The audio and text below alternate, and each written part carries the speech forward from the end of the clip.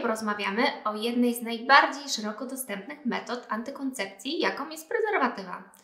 Chyba wszyscy ją znacie i wiecie, do czego służy. Najczęściej prezerwatywa jest zrobiona z lateksu, ale pamiętajcie, że jeżeli macie alergię, to warto poszukać takich, która jest zrobiona z innego tworzywa. Przede wszystkim trzeba pamiętać, że żadna metoda antykoncepcji nie daje nam 100% pewności i skuteczności. Ale prezerwatywa jest naprawdę bardzo skuteczna i sięga praktycznie 99%, o ile jest stosowana prawidłowo.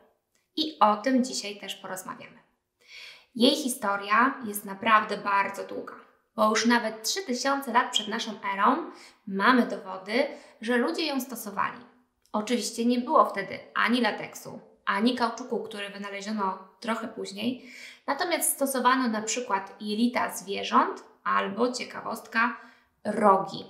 Nie wiem jak, ale ważne, że już wtedy dbano o antykoncepcję. Prezerwatywa ma jeszcze jedną bardzo ważną funkcję. Chroni nas przed chorobami przenoszonymi drogą płciową.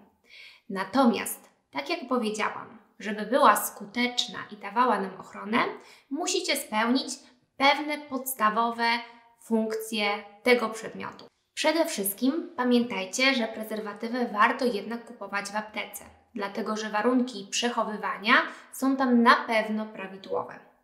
Jeżeli już macie ją kupioną, nie noście ją w dżinsach, w kieszeni, lepiej w jakimś pudełku, żeby nie była narażona na tarcie, mechaniczne pocieranie, ani też na skoki temperatury. Jak otwieracie prezerwatywę, nie róbcie tego ostrym narzędziem, ale pamiętajcie, że długie paznokcie też mogą ją uszkodzić. Jak planujecie założyć prezerwatywę, najpierw warto poćwiczyć na sucho. Przede wszystkim zobaczcie, w którą stronę prezerwatywa będzie się rozwijać, żeby uniknąć jej na przykład pobrudzenia, bo wtedy taką raz źle założoną prezerwatywę na pewno trzeba wyrzucić. Musicie wyeliminować całe powietrze z prezerwatywy, czyli najlepiej ucisnąć jej czubeczek i dalej nasuwając na członek. To, co jest ważne, że prezerwatywę użytą należy wyrzucić od razu, najlepiej zawijając ją w supełek i wrzucając do kosza. Pamiętajcie, że nie wrzucamy jej do toalety.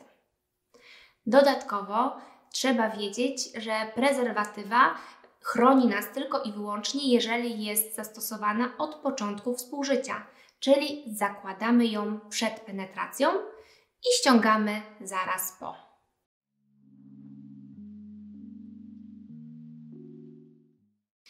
A teraz parę mitów i faktów na temat prezerwatyw.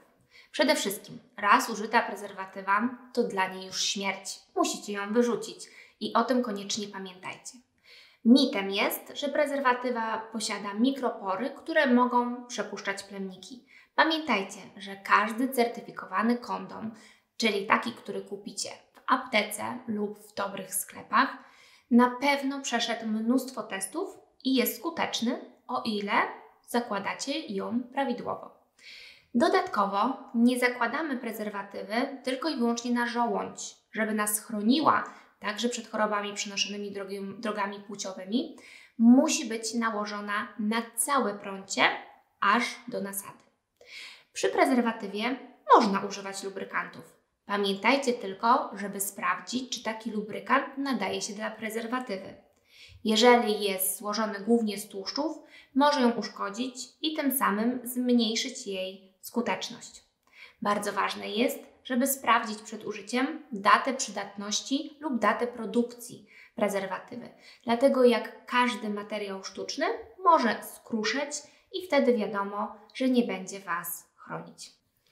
I pamiętajcie, to, że tylko gruba prezerwatywa Was chroni, nie jest prawdą.